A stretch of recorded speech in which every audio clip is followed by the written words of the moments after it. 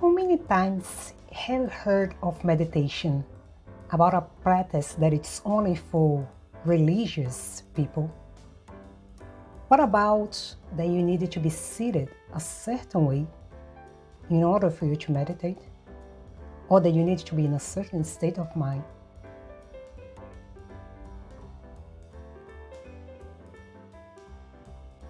Hi there, Kelly. My name is Kelly, and today I decided just to go on the front talking about those misconceptions and myths about meditation.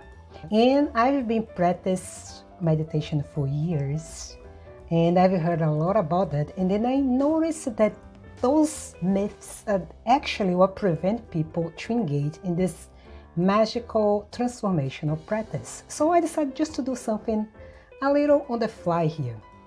So let's get started. Myth number one: meditation is only for spiritual or religious people.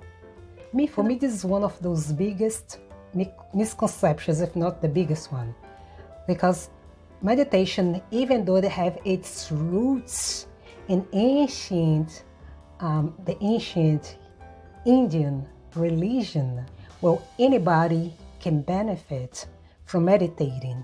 And you can make it's a spiritual practice or not, depending on your goals. But you really don't need, it's not associated to any religion specifically. As a matter of fact, there are several people that use a very scientific approach for meditation. I don't know if you're familiar with Dr. Joe Dispenza. He's a neuroscientist, and his approach, he's a very well-known name, and he talks about the quantum physics, and he offers retreats, programs, and etc. And his meditation sessions are basically science focused. So this is just one example. There are several others. So again, anybody, regardless of background or beliefs, can benefit from the practice of meditation. Now let's go to our myth number two. You need to clear your mind completely. This is another big one, because in ideal situation, that would be ideal, but it's not always the case. Our minds are always racing. There are always thoughts coming in and out. So what we usually recommend is that if thoughts come in, let them in and let them go, and don't engage.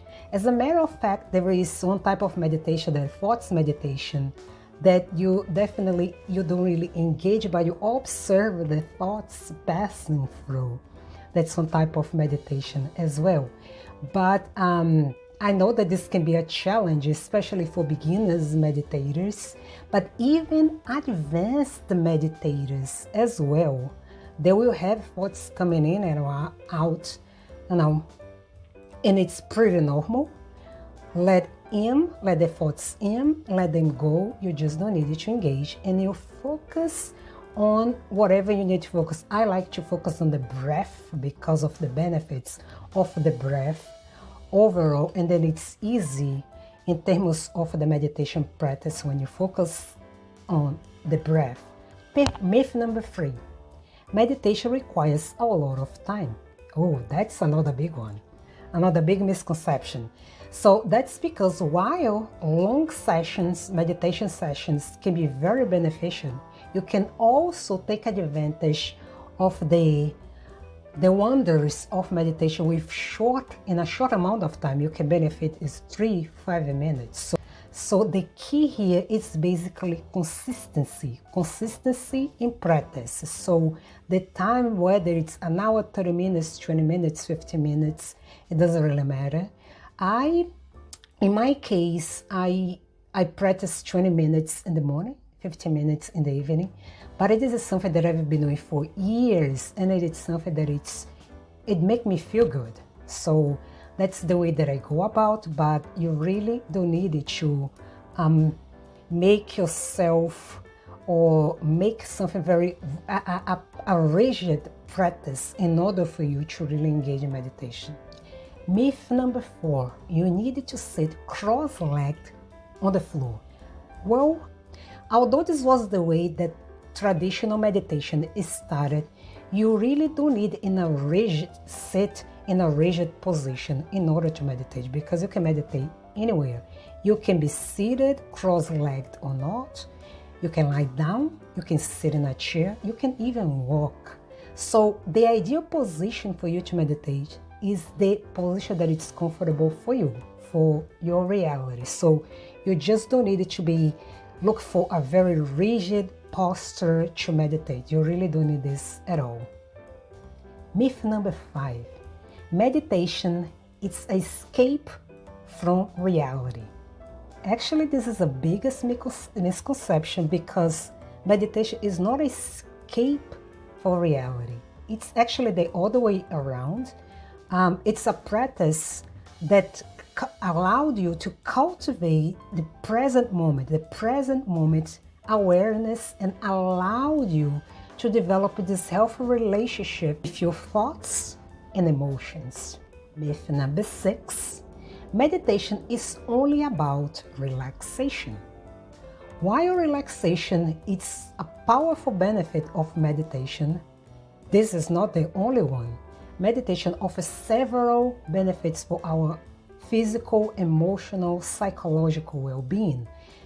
For instance, meditation improves concentration, improve your sleep, help with a sense of awareness. Meditation also can help improve your cardiovascular capacity, can help reduce symptoms of stress, anxiety, depression. I can go here, talk a whole list of benefits of meditation. Number 7, you need a quiet environment in order to meditate. So while a quiet environment would help you a lot, it's not always the case. You can meditate anywhere, absolutely anywhere, even in the places that there is noise and distraction. So the main idea here in terms of meditation is to focus. Myth number 8, meditation is a quick fix for all problems. This is one of the biggest misconceptions as well, because meditation is not a quick fix for any problems. It's a practice, and in order for you to harvest the long-term benefits of meditation, you need to practice, you need patience, you need consistency and practice to enjoy the benefits of it. Myth number 9, you need to be in a certain state of mind in order to meditate. And this to me is also another big one, because I've seen people say that, they cannot meditate because they're too busy, their minds, there's too much going on in their minds, so they cannot relax. And because again, some people think that in order for you to meditate, you need to be in a complete restful or peaceful state of mind, when in reality, when you can meditate in any state of mind, even if you're restless, anxious, stressed. And I actually believe that you will benefit a lot when you are basically in this stress, because you're really going to feel, as you started to meditate and practice, you really started to feel the transition from a stressed mind to a calm and restful mind, a mind in a peaceful state. Number 10, meditation, it's about sitting in silence. For me, this is another big one as well.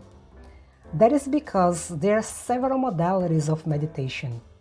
As I mentioned just a few moments ago, you can do the sitting meditation, you can do the walking meditation, and you can also do the body movement meditation. For instance, yoga. Yoga is a type of meditation.